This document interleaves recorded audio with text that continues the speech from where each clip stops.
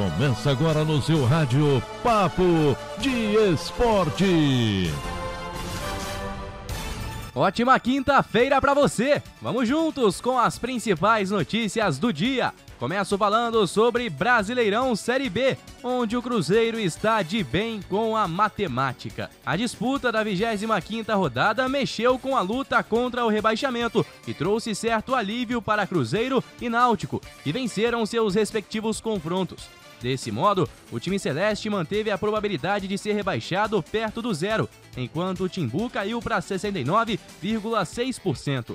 Após vencer o América Mineiro por 2-1, o Cruzeiro, que subiu para a 15ª posição, chega a 0,08% de probabilidade de ir à Série C, segundo dados do site Chance de Gol. Por outro lado, conseguir uma vaga no G4 da segundona ainda segue complicado. A chance é de apenas 12,3%.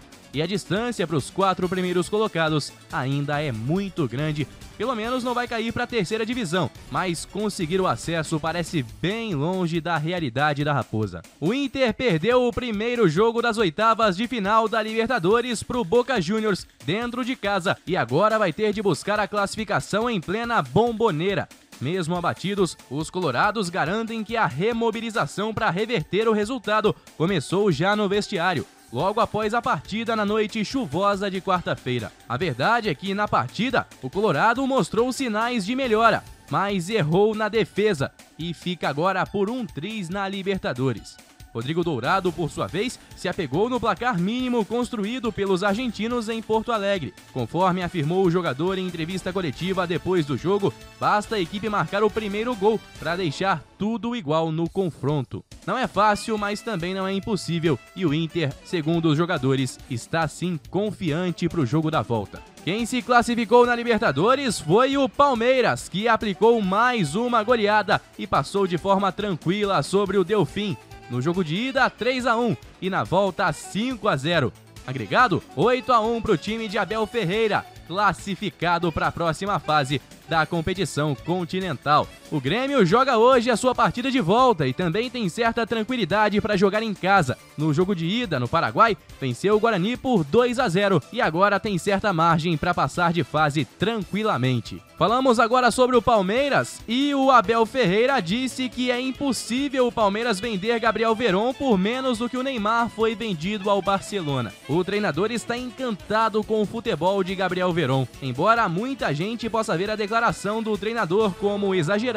O fato é que essa avaliação está dentro da realidade pelos valores que envolvem o jogador atualmente. Gabriel Veron, de apenas 18 anos, assinou recentemente um novo contrato com o Verdão, válido até o ano de 2025. A multa rescisória é de 60 milhões de euros, cerca de 379 milhões de reais na cotação atual. Esse valor já seria mais do que os 57 milhões de euros que o Barcelona anunciou como pago para tirar Neymar do Santos em 2013.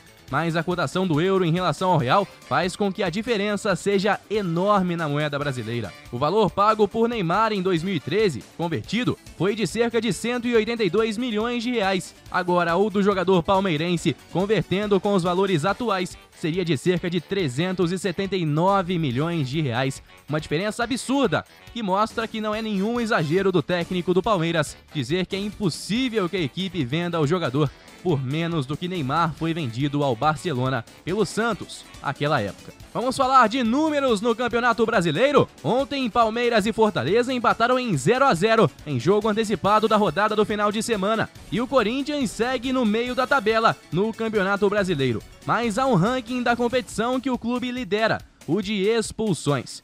O cartão vermelho de Jô na partida contra o Fortaleza foi o 7º do Corinthians neste Brasileirão.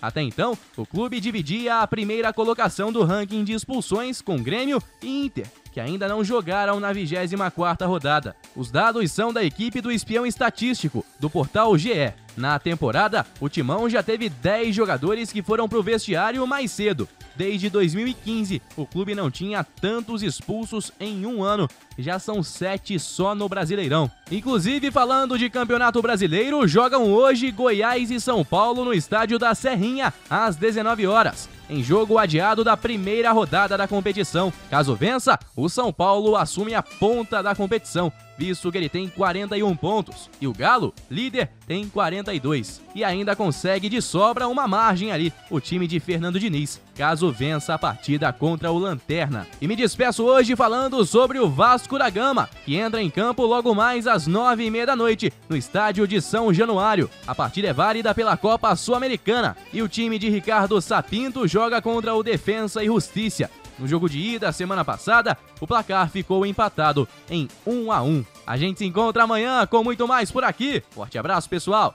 Guilherme Faria para a Rádio Conselheiro FM.